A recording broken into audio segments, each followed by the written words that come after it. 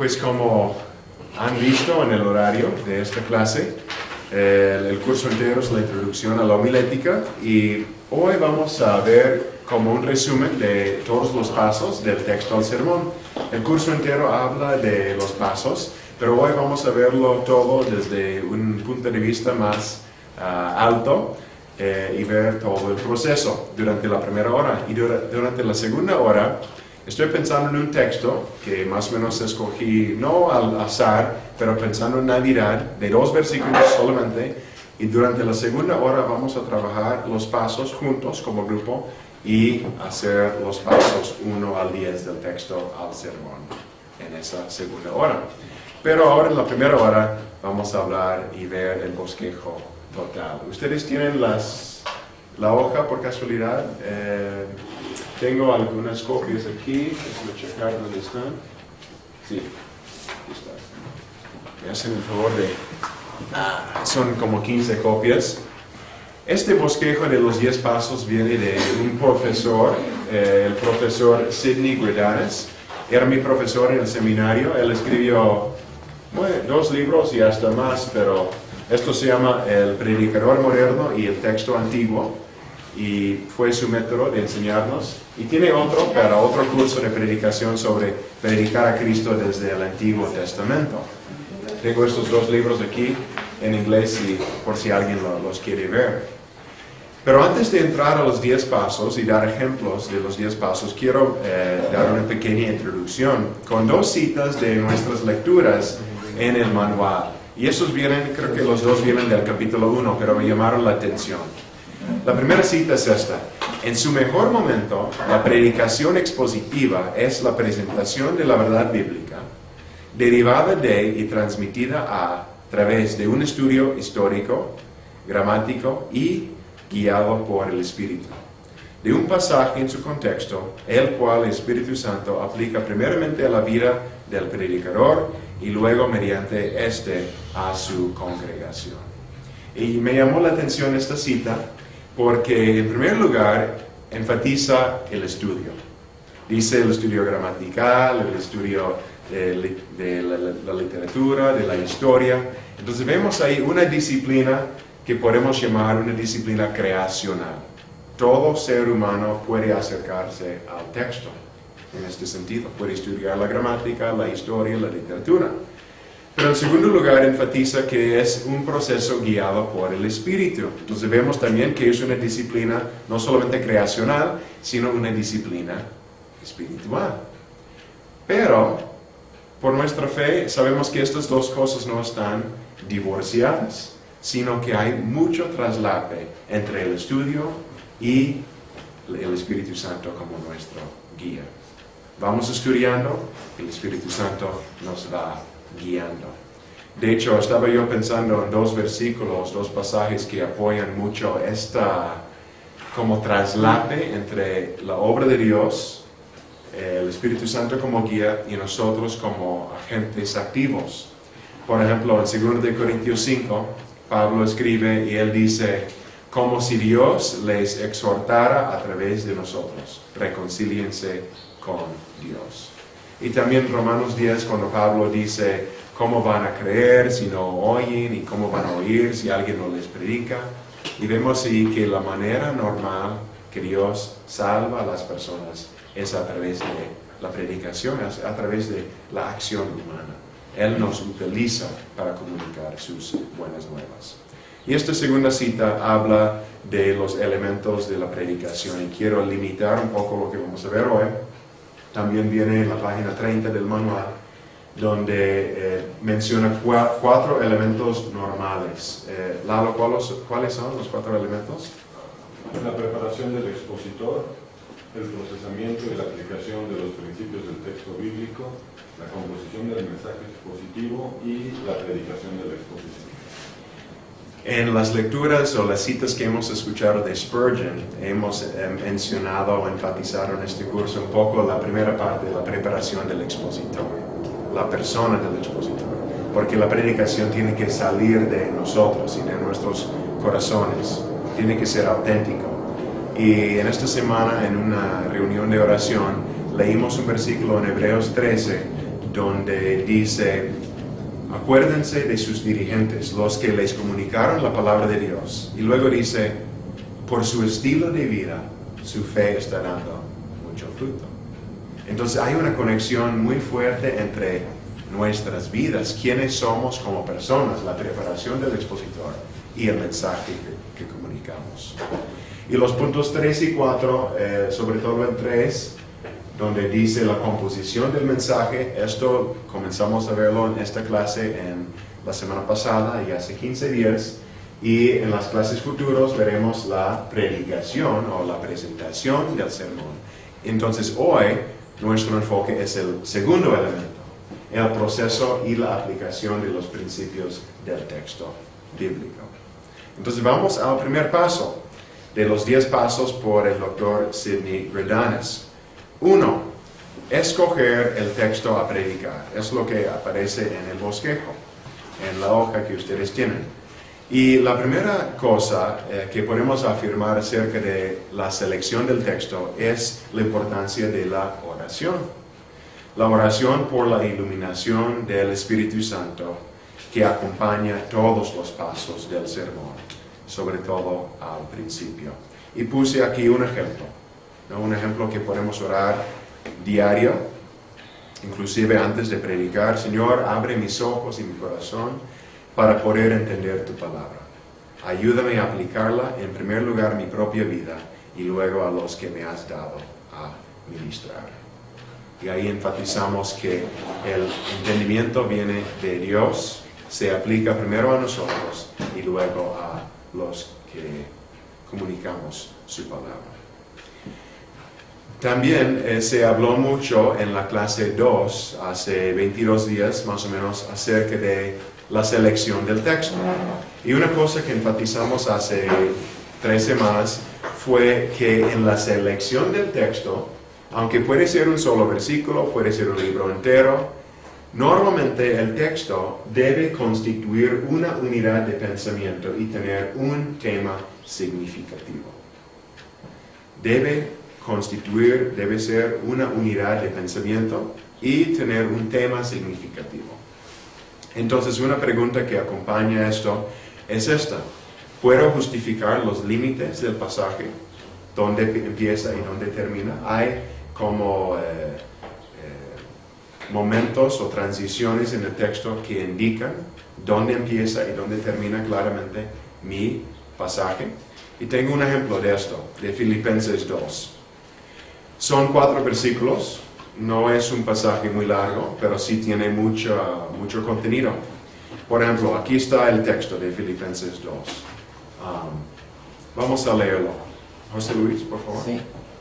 Así que, mis queridos hermanos, como han obedecido siempre, no solo en mi presencia, sino mucho más ahora en mi ausencia, lleven a cabo su salvación con temor y temblor, pues Dios es quien produce en ustedes tanto el querer como el hacer para que se cumpla su buena voluntad. Háganlo todo sin quejas ni contiendas, para que sean intachables y puros, hijos de Dios sin culpa en medio de una generación torcida y depravada. En ella ustedes brillan como estrellas en el firmamento, manteniendo en alto la palabra de vida. Para el resto de esta clase vamos a usar este pasaje como un ejemplo de usar los pasos del 1 al 10. Entonces aquí en el paso 1 estamos escogiendo el texto. Tengo el texto aquí. Entonces una pregunta que surge después de verlo ¿es realmente una unidad? Y hay 2 maneras de juzgar esto. En primer lugar hay la evidencia interna. La evidencia interna pregunta, ¿hay un tema unido dentro de estos versículos? Y si vemos el pasaje, vemos el énfasis de Pablo en que ustedes, sus lectores, deben llevar a cabo su salvación, pero es Dios el que hace la obra. Y todo esto con un resultado, para que brillemos o para que brillen como estrellas en su entorno. Y dice, háganlo todo sin quejas y contiendas. Entonces vemos un tema bastante unido en este pasaje. Obviamente hay vínculos en este tema entre lo que viene antes y lo que viene después, pero en sí, internamente, sí tiene un tema unido.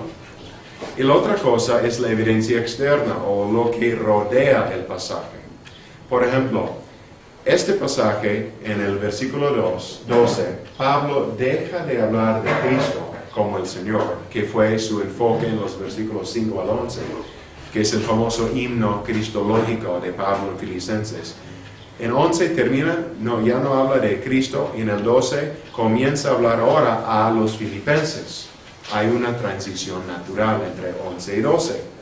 Y al final del pasaje, en medio del versículo 16, entre la primera mitad y la segunda, igual, en el 16b, Pablo deja de hablar de los filipenses y comienza a hablar de sí mismo y su satisfacción futura en el día del Señor. Entonces, en esta manera, uno puede ir justificando los límites del pasaje, diciendo, este ahora es mi texto. No es lo que viene antes, no es lo que viene después, esto es. Y allá tenemos el texto seleccionado y definido. Segundo paso, que dice, leer el texto en su contexto literario y anotar preguntas.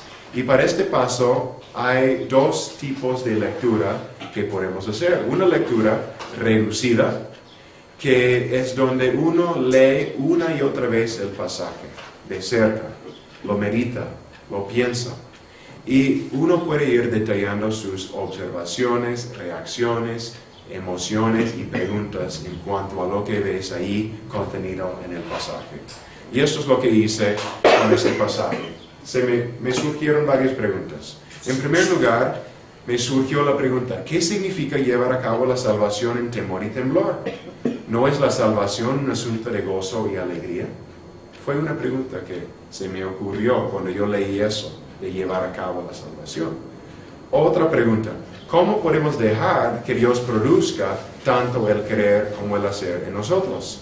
Si es Él quien produce, ¿qué responsabilidad tengo yo? Otra pregunta. Y otra, ¿qué significa brillar como estrellas? Hay otro pasaje en la Biblia que compara a los seres humanos a las estrellas, como aquí en Filipenses. Entonces, una lectura reducida nos ayuda a pensar en el pasaje, hacer preguntas del pasaje y, en general, como que preguntarnos acerca del pasaje. Son las mismas preguntas que van a surgir en las mentes de los oyentes el día domingo o cuando enseñas el pasaje. Y queremos estar preparados para contestar estas preguntas que nos surgen en el momento de la predicación. La lectura amplia es un segundo tipo de lectura para poder entender el pasaje en su contexto. Y esto tiene que ver con la lectura del libro entero, o por lo menos un pasaje más grande, donde se encuentra el texto, y leer el libro en su totalidad y detalla ahora sus observaciones con referencia a la selección escogida. Y la pregunta clave aquí es ¿qué función tiene el texto en su contexto inmediato? Su relación al texto anterior y posterior y hasta el libro entero. Y al hacer esto para el pasaje de Filipenses 2, yo noto que en el libro o la carta de Pablo a los Filipenses, vemos que Pablo no solamente menciona la obra de Dios en ellos en este pasaje, sino que él menciona la obra de Dios en los Filipenses en otros versículos de toda la carta. Y también el tema de alegría, de brillar como estrellas, es presente en otros pasajes del libro. Y esto es a pesar de las tristezas, enfermedades, pobreza, etc. Y otro tema que él menciona cuando él dice, lleven a cabo su salvación, es el tema de seguir avanzando y perseverando por la causa de Cristo. Pablo los anima a que sigan su ejemplo y también el ejemplo de Cristo. Entonces, una vez que tenemos el pasaje escogido, el paso 1, el paso 2 dice, ahora hay que entender el pasaje en su contexto. ¿Qué dice el pasaje mismo y qué es su rol en el pasaje entero? ¿Alguna pregunta o comentario hasta ahora después de los pasos 1 y 2? Sí, Roberto. ¿Se consideran enemigos de la cruz? ¿En qué? ¿A quién se les considera como enemigos? Bueno, aquí en Filipenses se le está hablando de los judaizantes, por ejemplo, ¿no? Que querían cambiar el mensaje del Evangelio, pero es una frase que aparece en Filipenses. ¿Alguien más? Bueno, el tercer paso es hacer ahora un bosquejo de la estructura del texto. Y esto era la tarea para ustedes, para nosotros, hace 15 días, ¿verdad? El bosquejo exegético y la idea central. Bien. Hacer el bosquejo tiene estos elementos. En primer lugar, una dimensión de este paso a veces es un estudio o el estudio de palabras clave en el texto. ¿Cuáles son las palabras repetidas? Y, por ejemplo, en este pasaje de Filipenses 2, una palabra clave es la palabra trabajar. Es la única palabra que se repite 2 veces en el pasaje. Entonces yo en mi estudio menciono que literalmente este versículo o esta palabra se puede traducir así. Pues Dios es el que trabaja en ergon, como energía, en ustedes tanto el querer como el trabajar, energen. Aquí vemos la repetición de la palabra de energía o de obra o de trabajar. Entonces en la Biblia dice Dios es el que hace tanto el querer como el hacer. Pero literalmente dice, Dios es el que trabaja, tanto el querer como el trabajar. Dios trabaja, el trabajar en nosotros. Entonces, la palabra resalta de esta forma y vemos su importancia en el texto. Aparte de la palabra clave, a veces es útil comparar el texto en varias traducciones. Podemos verlo en la Reina Valera, la NBI, la Biblia de las Américas, Dios habla hoy, y así vemos algunas diferencias de frases y palabras que a veces reflejan decisiones de los traductores. Sin embargo, la razón principal para bosquejar el texto, en el paso 3, hacer el bosquejo exegético, es para visualizar el mensaje. Yo utilizo mucho el sangrar el texto, ¿no? Con el botón de tabular. Y así, haciendo el sangrado del texto, puedo ver las cláusulas principales, las cláusulas subordinadas, y cómo todo el texto, todo el argumento, todo el lógico está armado. Podemos ver las afirmaciones importantes, las cláusulas y frases, el desarrollo del texto. Y tengo 2 ejemplos de esto para verlo, porque sé que este paso es importante y a la vez es difícil, ¿sí? Hay que entender la gramática, hay que entender cómo las frases están conectadas. Entonces el bosquejo del texto es el diagrama sintáctico, porque examina el texto a nivel de la frase o la cláusula. Y para mí, una manera, tal vez la mejor manera de pensarlo es ver los verbos. Porque normalmente cada frase, cada línea, tendrá un verbo. Entonces tomé, por ejemplo, Juan 3:16. Un solo versículo para ver esto. Aquí tenemos el sangrado. Y viendo el versículo así, en lugar de en un bloque de texto, nos ayuda a ver cómo está estructurado. Dice, porque tanto amó Dios al mundo. ¿Cuál es el verbo en la primera frase? Amó. Entonces, cuando yo escucho el verbo, lo hago como una coma y digo, lo que sigue va a ser otra frase, va a ser otra línea. Y voy separando con el botón, ¿no? Enter, ¿no? Para abajo el texto. ¿Qué sigue? Que dio a su Hijo unigénito. Muchas veces las palabras que, para qué, cuál, son indicaciones de una frase o una cláusula subordinada, porque depende de lo que viene antes. Dice, ¿por qué dio a su Hijo unigénito? ¿Cuál fue la razón? Porque amó. Su amor tuvo como resultado el hecho de que dio su Hijo. Entonces lo pongo en otra línea y lo sangro. Y dio a su Hijo unigénito con ahora un propósito. ¿Para qué? Entonces lo sangro otra vez porque ahora vemos el propósito. ¿Por qué dio a su Hijo? Para que todo el que cree en Él, y ahora dos verbos más, no se pierda, sino tenga vida eterna. Y estos dos están en paralelo porque dicen lo mismo, nada más al revés. Todo el que cree en Él, no se pierda, sino que tenga vida eterna. Entonces, ¿alguna pregunta o observación acerca de esto? ¿Sí están entendiendo más y más acerca de cómo tabular y sangrar y hacer las frases, verdad? Y de esta manera se puede ver cómo se depende cada cláusula del anterior. Y no siempre va a ser así tan bonito, ¿no? Como escalones, ¿sí? Pero para un versículo sí deja ver la estructura. Vamos a algo un poquito más complicado y no quiero pasar mucho tiempo en esto. Tengo que ver dónde está.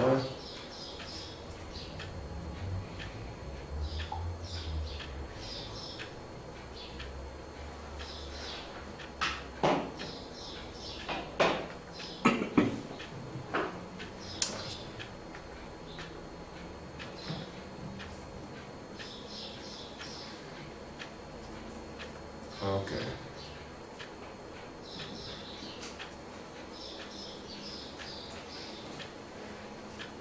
Aquí, perdón, no sé qué es lo que estoy haciendo.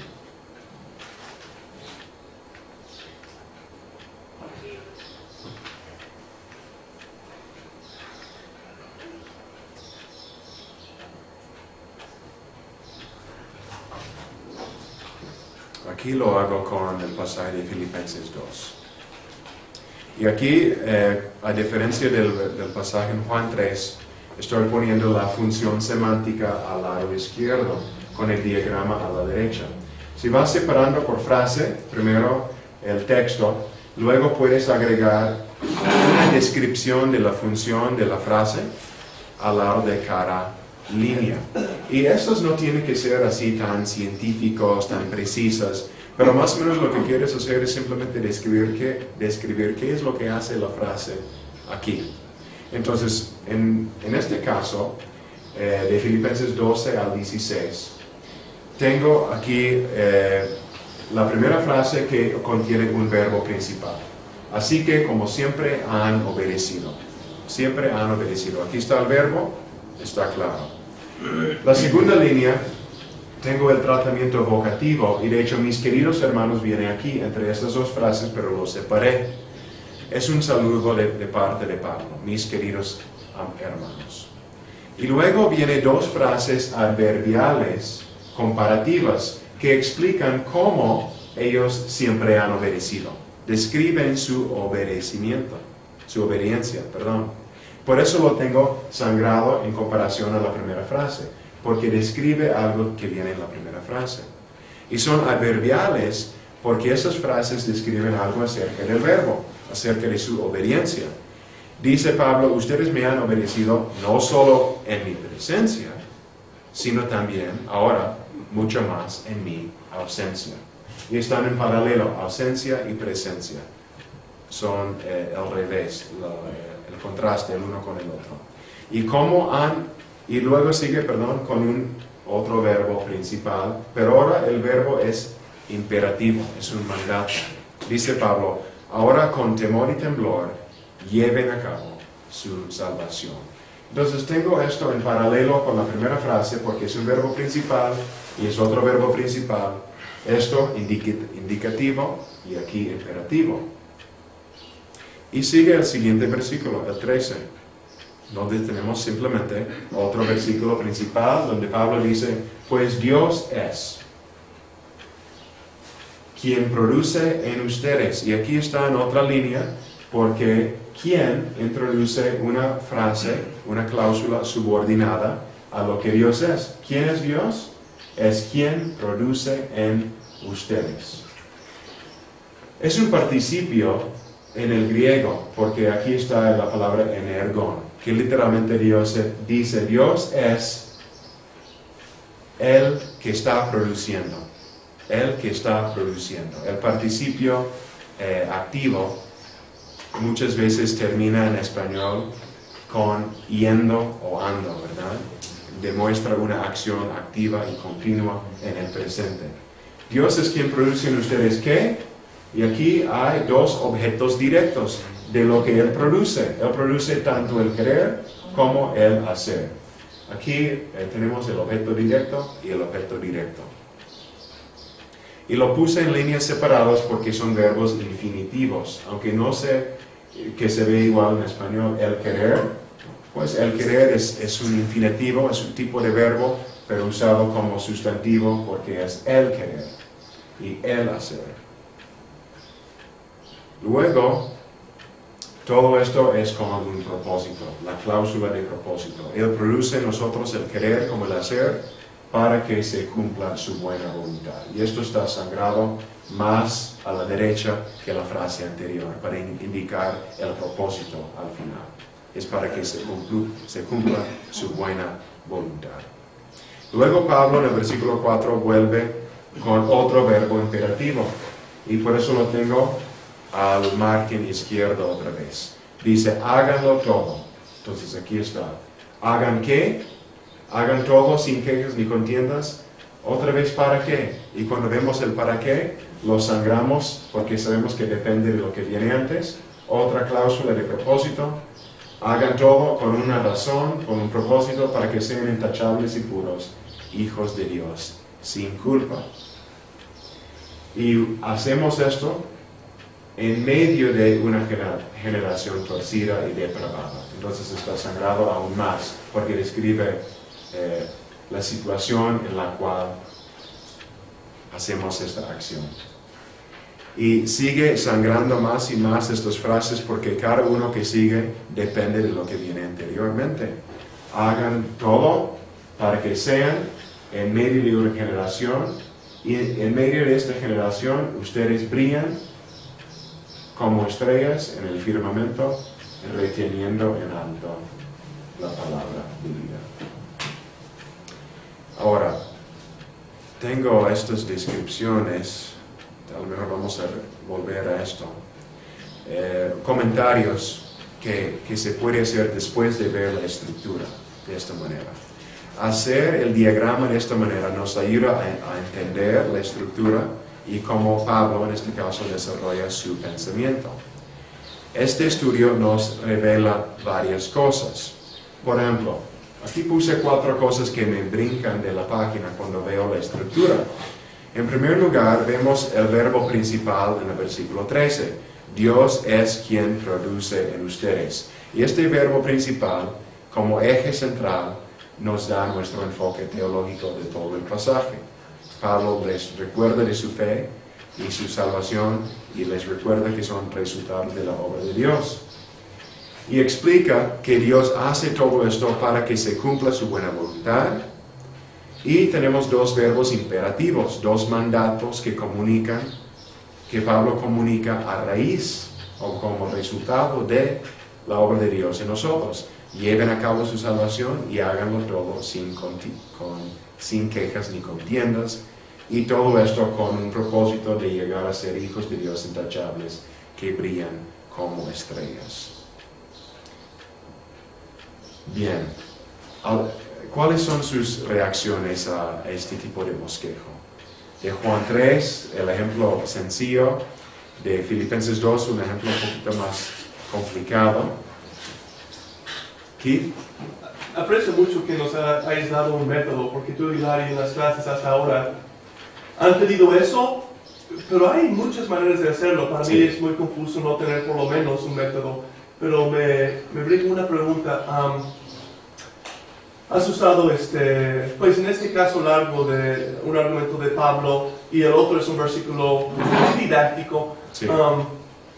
¿El método que estás proponiendo te cuesta más trabajo en ciertas otras formas, narrativa, poesía? ¿Cómo te funciona este método con los diferentes géneros? Sí, este diagrama funciona mejor para las cartas, ¿no? Y para enseñanza didáctica, es cierto.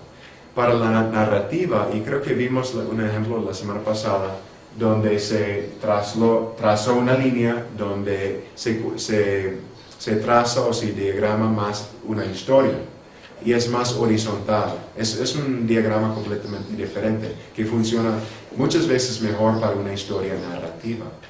A veces cuando yo predico sobre una parábola que es como narrativa o una historia en el Antiguo Testamento, también lo bosquejo de esta manera como hice con Filipenses. Nada más, el punto 1 sería como el primer momento en la narración, la historia. El punto 2 sería cuando cambia el momento o otra persona comienza a hablar, si es un diálogo, sería punto 2. Y si cambia otra vez, punto 3. Hay muchas maneras para hacerlo. Y para la narrativa, muchas veces depende también cómo funciona tu mente.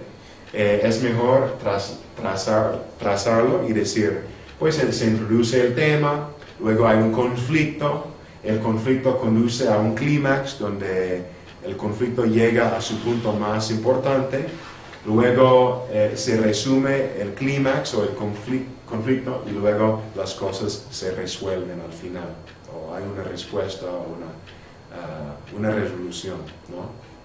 Al final. Es otra manera de hacerlo. Y más ejemplos tendrán probablemente que esperar para otros cursos, ¿no? Pero esta manera de bosquejarlo funciona para muchos géneros, ¿sí?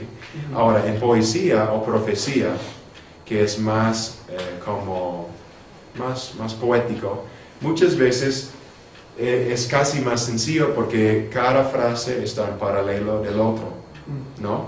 Entonces, a veces no te revela mucho, sobre todo porque no hay muchas cláusulas que dependen de cláusulas principales. Pero aún así, rompiendo el texto por frase, por frase, por frase, por frase, te ayuda a digerir el mensaje y considerar cada frase sola, sola, sola, sola. Y para que tu mensaje refleje el peso balanceado de todo el texto, ¿no? Para que no solamente te enfoques en una sola frase o versículo, sino que veas todo el texto, ¿sí? Muy bien.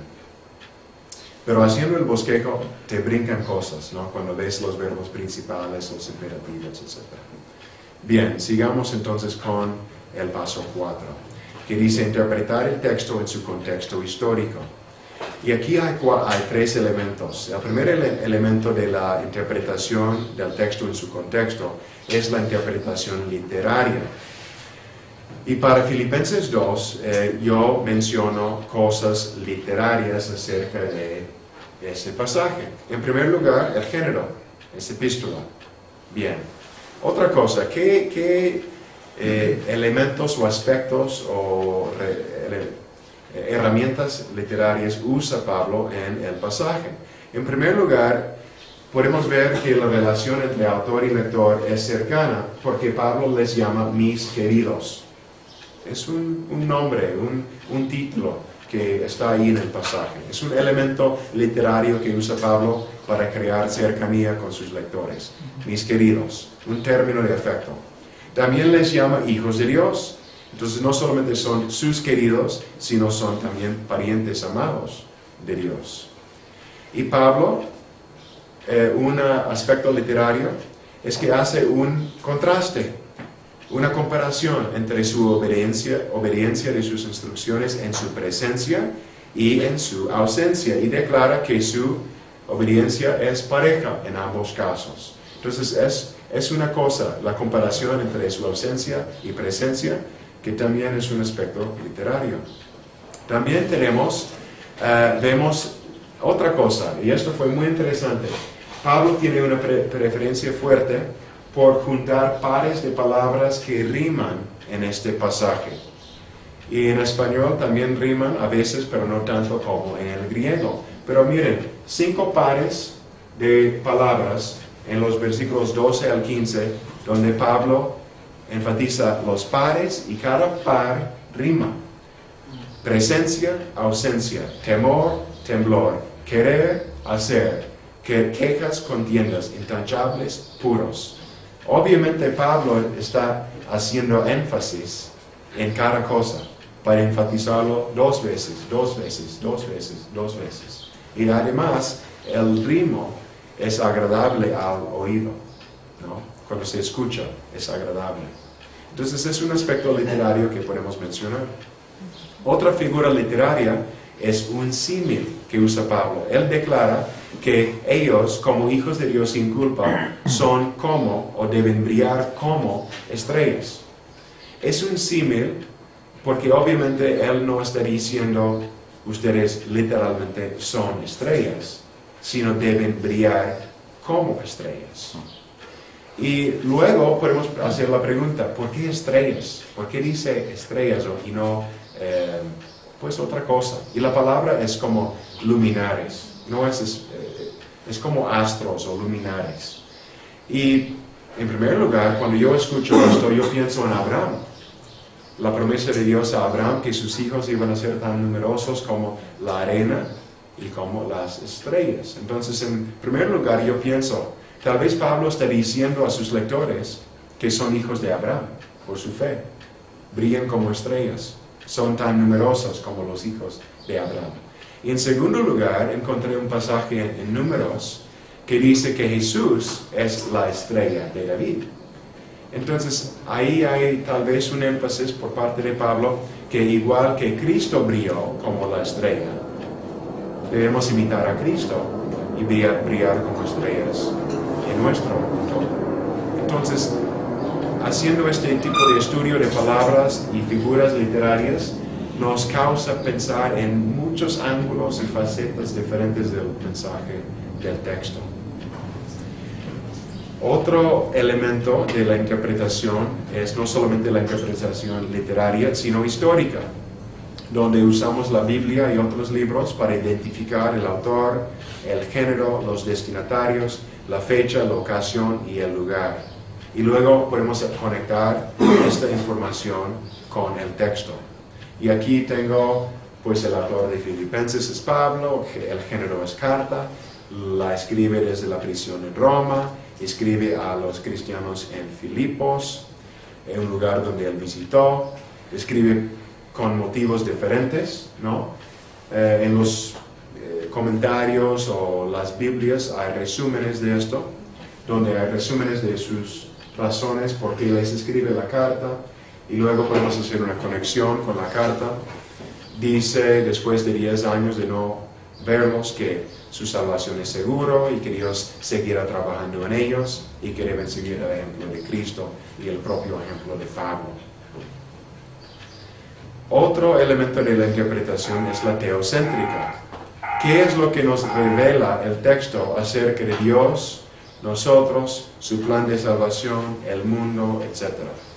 Y podemos usar una teología sistemática para describir una o dos doctrinas principales que hay en el texto. Podemos preguntarnos si aparece algún nombre para Dios, mandamientos, promesas, advertencias, explicaciones, preguntas.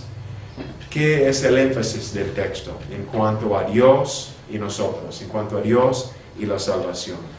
Y yo, para mi texto, pues eran 3 cosas. Y tengo mucho más escrito debajo de cada punto, pero eran 3 enseñanzas teológicas que resaltan en el pasaje. Lleven a cabo su salvación en el 12.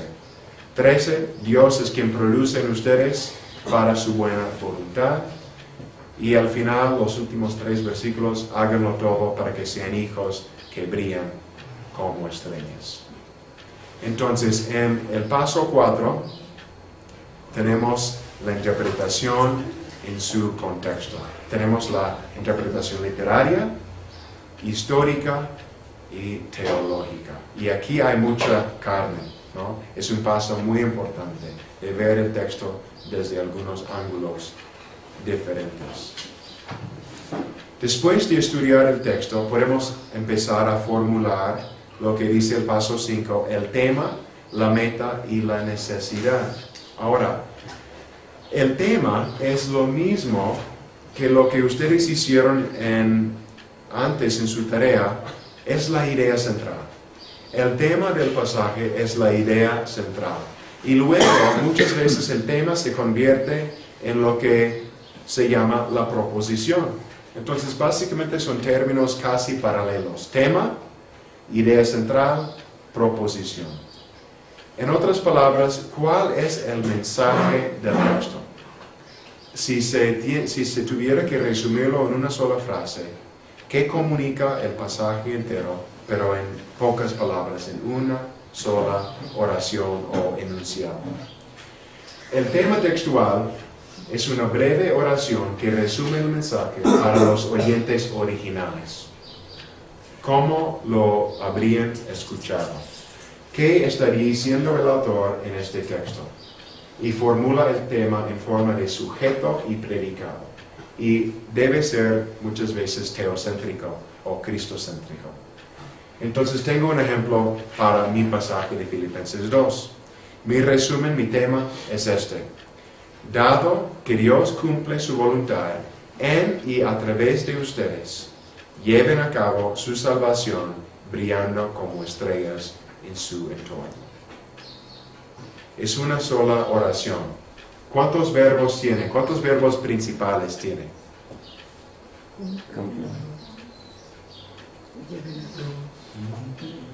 Tres.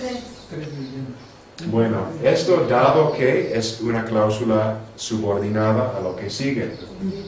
El verbo principal hay solamente uno, lleven a cabo. Si tuviéramos que resumirlo aún más, podríamos decir, lleven a cabo su salvación. Eso sería la centralidad de esto. Lo amplié un poco porque es muy breve, es casi muy escasez o muy limitado, ¿no? En sí protegiste el llevar a cabo la salvación con la soberanía de Dios para que uno no se sienta solo Exactamente. en esa actividad. Hay un vínculo, ¿no?, entre esos dos. Entonces aquí estoy diciendo como frase subordinada a lo que sigue. Dado que Dios cumple su voluntad en y a través de ustedes. El dado que es como introduce una frase subordinada. Dado que Él cumple. Debido a esto, lleven a cabo su salvación, brillando, que es verbo también, pero es participio, brillando como estrellas. Lleven a cabo ¿cómo? Brillando. Entonces aquí casi viéndolo, es muy fácil de recordar, se resume bien y debe ser algo que se les graba en la memoria de los oyentes, el tema. Ahora la meta. La meta es muy parecida al tema, pero comunica el propósito del autor. Si el tema es ese, ¿cuál entonces es su meta? ¿Qué quiere de parte de los oyentes? La meta es para también los oyentes originales, la meta textual. ¿Qué hace el texto? Está enseñando, persuadiendo, avisando, corrigiendo, alentando, consolando. Y muchas veces cuando yo formulo mi meta, lo empiezo con un verbo en infinitivo. Pablo quiere comunicar que Dios, debido a que Dios cumple su buena voluntad en y a través de ustedes, entonces lleven a cabo su salvación. Entonces, ¿qué quiere hacer Pablo? Quiere motivarles. Su meta es motivarles a llevar a cabo su salvación, brillando como estrellas en su entorno. La meta está en paralelo con el tema. Son frases casi parecidas, pero la idea de la meta es decir, ¿qué quiere hacer el autor con este texto? Quiere motivarles a llevar a cabo. Pero otros textos puede ser, pues quiere avisarles o quiere consolarles, ¿no? O puede alegrarles, por ejemplo, ¿no? O persuadirles. Son metas y podemos pensar en más verbos en infinitivo, así, para empezar las metas. ¿Sí? La meta. Y por último, la necesidad es el problema o es la necesidad en la situación. Formula la necesidad textual pensando en el problema o la situación a la cual el texto se dirige. Y en el caso de Filipenses 2, puede ser que ellos tapan o cubren la gracia de Dios en su entorno cuando no brillan como estrellas. Muchas veces la necesidad es casi el opuesto del tema. El tema está escrito para que ellos hagan algo diferente o tomen algo en cuenta. Y puede ser que no están brillando como deben y por lo tanto tapan o cubren la gracia de Dios. Y como Pablo quiere que la gracia sea comunicada y revelada, él escribe para ayudarles a enfrentar esa situación. Entonces, no lo tapen, no lo cubran, sin embargo, más bien brillen en su entorno. Bueno, tomo una pequeña pausa ahí, el tiempo se nos va, pero ¿alguna reacción acerca de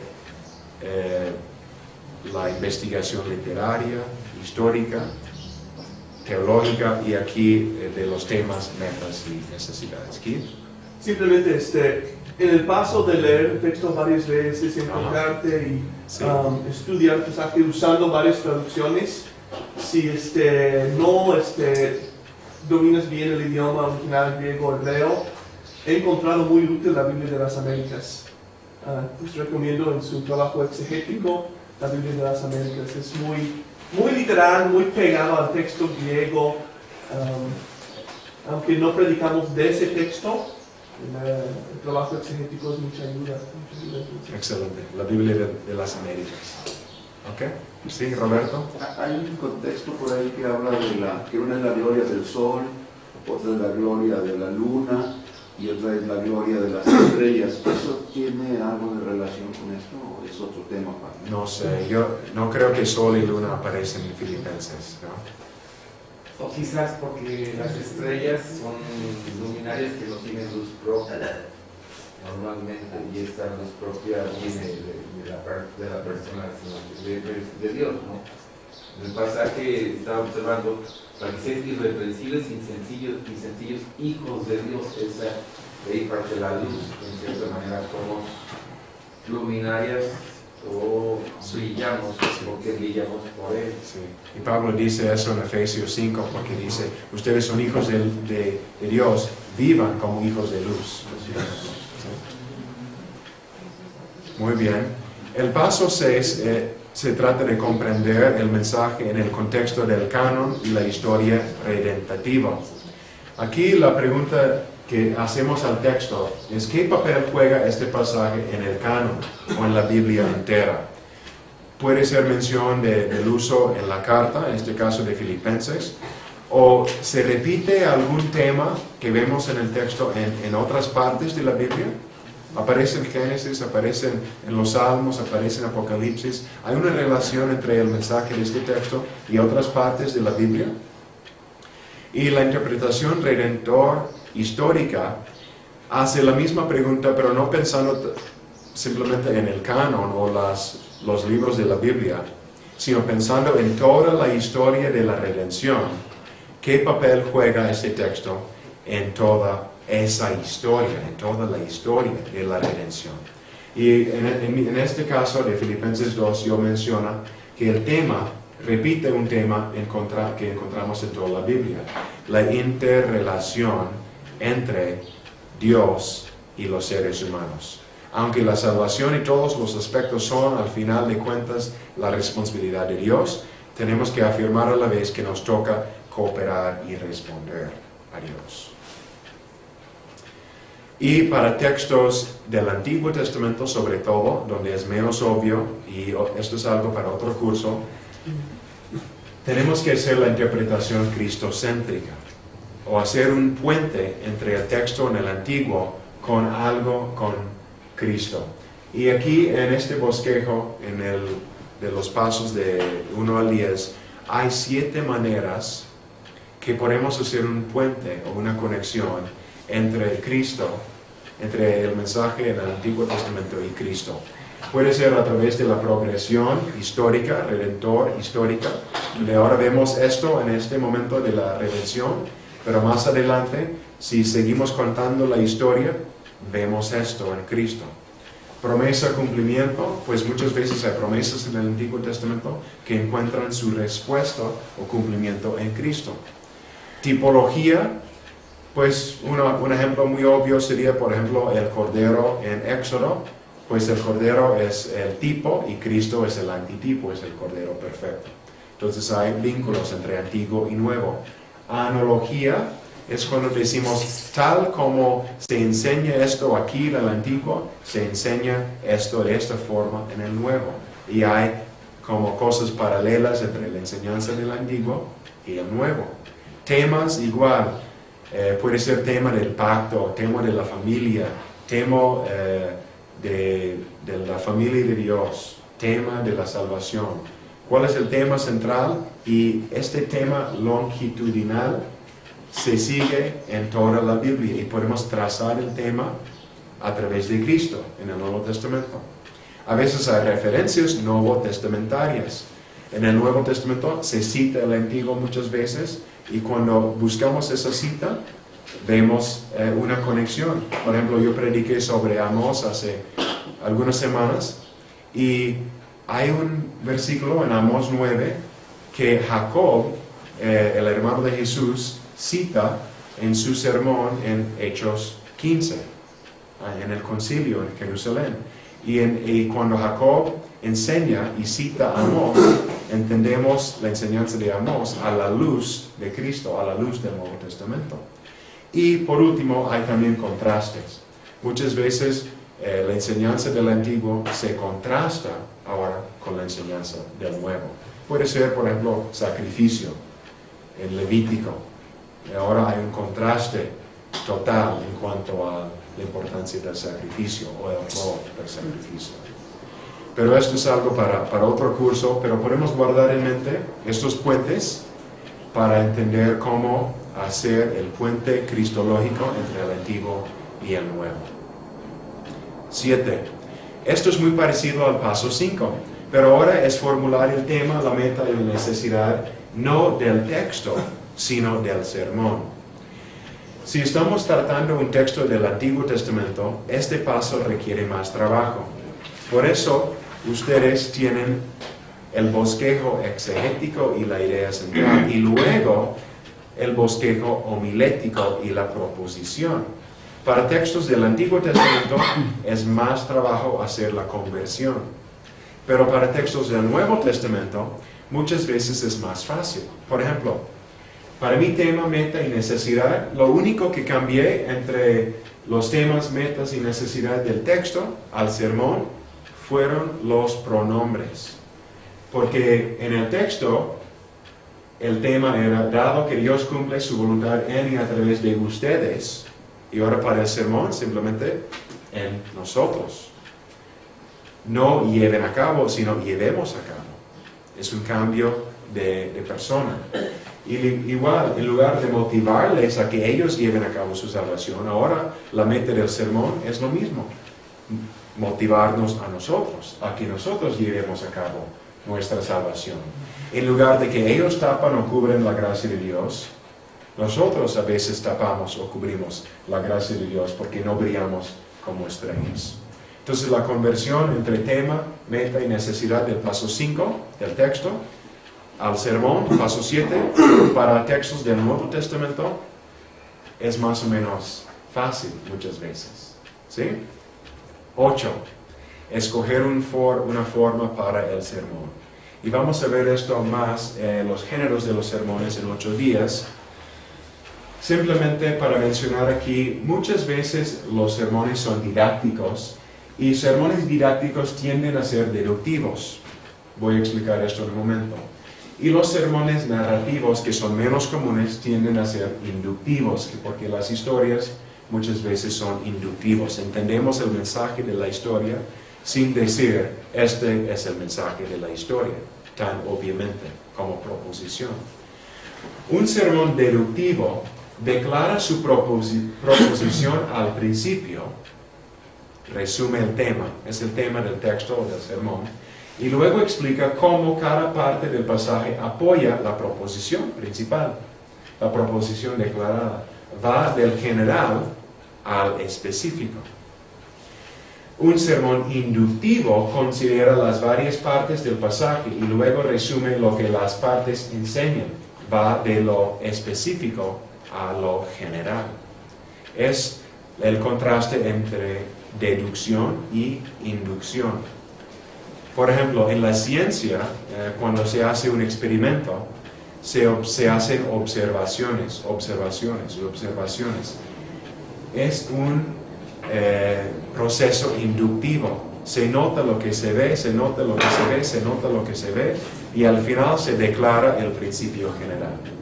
Por ejemplo, el objeto cae por gravedad aquí y acá y aquí y acá. El peso del objeto no importa. Entonces vamos viendo ejemplos, muchos ejemplos particulares, y la ciencia luego dice, es porque existe la gravedad. Viendo todos los ejemplos que hay, declara un solo principio. Pero muchas veces los sermones son deductivos. Declara la proposición, la enseñanza clara, y luego cada punto apoya esa proposición. Aquí está, por ejemplo, un sermón didáctico normalmente es deductivo, se presenta el tema o proposición al principio y luego cada inciso desarrolla algún aspecto. Por ejemplo, Juan 3:16, el tema es la grandeza del amor de Dios. Y cada subpunto habla de algún aspecto de esa grandeza del amor de Dios, su expresión costosa, su objeto indigno, su propósito salvífico. Por ejemplo, la ventaja del sermón deductivo es que es muy lógico y está concentrado en el texto. Tiene una estructura muy clara. La desventaja es que puede ignorar el movimiento o la progresión en el texto mismo. Es muy intelectual y hay una relación entre la forma y el contenido. Entonces, para pasajes narrativos, a veces la forma deductiva no es la mejor. Un sermón narrativo toma la forma de una historia, enfatiza más el desarrollo de tensión, clímax, resolución. Y un ejemplo aquí es predicar sobre un evento en el Antiguo o el Nuevo Testamento, José y sus sueños, la crucifixión de Jesús, una parábola. Esta forma, la forma narrativa, cuenta la historia. Por ejemplo, el buen samaritano. Y recontamos esa historia, pero agregamos elementos y enseñanza a través de la historia. La ventaja es que respeta la forma del texto, hay movimiento y permite que los oyentes vivan el mensaje en sus imaginaciones. Pero la desventaja es contar la historia así. Puede desconectar el texto de su contexto literario total de la Biblia y su tema puede ser mal interpretado. Para Filipenses yo utilizo una forma didáctica. Tengo mi tema, llevemos a cabo nuestra salvación, y tengo mis subpuntos que apoyan el tema. La estrella trabaja, llevemos a cabo nuestra salvación. La estrella recibe el poder y el placer de Dios, así cumple Dios su voluntad placentera en nosotros. La estrella brilla sin parpadear en la oscuridad, hagamos todo sin quejar ni pelear. Es un ejemplo.